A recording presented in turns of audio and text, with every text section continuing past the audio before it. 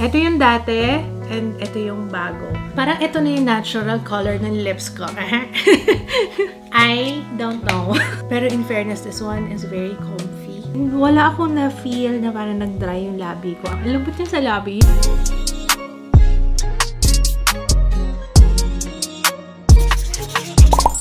Hello everyone! Welcome back sa ating channel. Today's swatches tayo.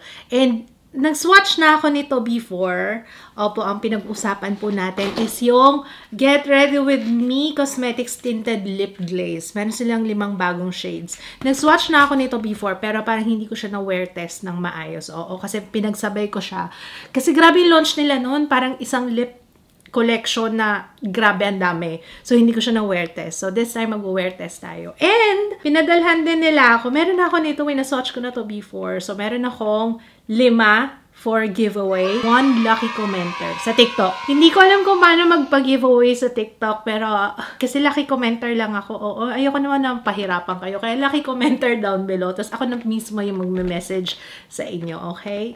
And make sure na account ko talaga yon. Lucky commenter down below. Wala na ibang sasabihin, kundi lucky commenter lang. Opo. Ang swerte ng makakatanggap niyan. Good luck sa lahat ng sasali. At kung sa YouTube ka naman nanonood, punta ka na sa TikTok. Oo. Follow niyo ako. Ancludes. Oo. Kasi may nakakuha na nung Ancludes. Kaya, oo. Kasi late na ako nag-TikTok. Pero, ayun. Anyway. Alright. So, hahanapin ko dito kung ano yung lightest. Nako, ito na. Tagal-tagal ko na nagsuswatches. Minsan kasi sinusundan ko lang kung ano yung nasa PR card. So, kung ano yung nasa umpisa nila, yun doon ko sinisimulan. Not knowing na hindi pala siya nakaayos according sa pigmentation. So, kailangan doon muna tayo sa lighter shades papunta sa intense. Para hindi tayo mahirapan, pati yung labi natin. Ano po? Tinted Lip Glaze. Oh, by the way guys ha, nagpalit sila ng packaging. Ayan. Which I think is much better na compared before. Pero wala naman sinabi na this one is reformulated. So, feeling ko di naman siya reformulated. Ah! Emboss na yung logo. Ayan, oh. Ito yung dati, and ito yung bago. Okay, ballerina na muted almond pink. Let's see. So, ayan, yung swatch niya. Let's try sa labi. Wala akong anything sa labi. Ayan, si ballerina. Hintayin natin mag-set ha. Tingnan natin kung ano mag-i-itsura niya. I'll give it 1 minute. Okay, 1 minute na yung nakalipas. Let's see. Ayan yung itsura niya. Pero definitely hindi siya transfer proof ha. Nag-iiwan siya ng stain sa labi. Pero almost wala ka nang makita na transfer. Ang magta-transfer is yung parang yung gloss niya. Yun lang. Yun lang yung napansin ko. Merong konti. Konting-konti lang naman. So, ito. Sa mga hindi mahilig sa gloss, or gusto is konting gloss lang, or kung gusto niyo magmukha siyang natural sa labi mo, ganyan-ganyan mo lang. Ipang-blend mo lang yung daliri mo, and voila! Ayun, oh. Parang ito na yung natural color ng lips ko. Next one is eye. Eye or eye? Eye. Diba I don't know. Eye or eye, I don't know kung anong tamang pronunciation. Oh, this one is mauve. Rosewood Mauve. Tama ako. Sige, tanggalin natin siya. I'm using yung makeup remover ng Strokes. Ayan. Medyo nag-iiwan na siya ng stain. Pero hindi ako maglalagay ng foundation, okay? Hayaan ko lang yan. Kasi para hindi rin talaga maapektuhan yung ating, wear test for later. Let's see, very pang everyday itong shades na to. So, ayan si eye. Hindi siya nalalayo, no? Medyo deeper lang siya compared kay ballerina. Alright, next shade is ribbon. Si ribbon is toasted mauve. Oh, nice. Okay, ayan si ribbon. Wala siyang feeling sa labi, guys. Very comfy naman. So, ayan si ribbon. Warm tone ito. Okay, next shade is Yumi. Ayan, si Yumi.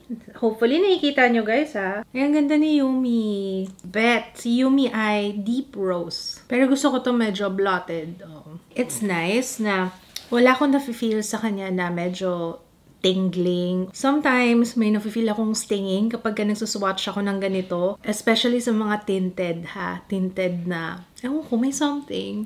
Parang, eto in fairness ha, wala akong nafe-feel sa kanya na gano'n, na parang stinging, parang may almost burning na nga. Basta to that effect. Pero in fairness, this one is very comfy. wala akong nafe-feel na ganun sa kanya. Last shade, ito yung I think, pinaka-intense. This one is Baywatch. Neutral medium red. Oh, ay, oo nga. Parang mas bet ko to para mas kita-kita sa labi ko. Ano?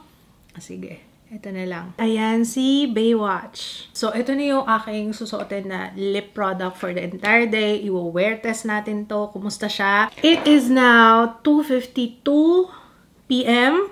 And yeah, babalik ako mamaya for updates.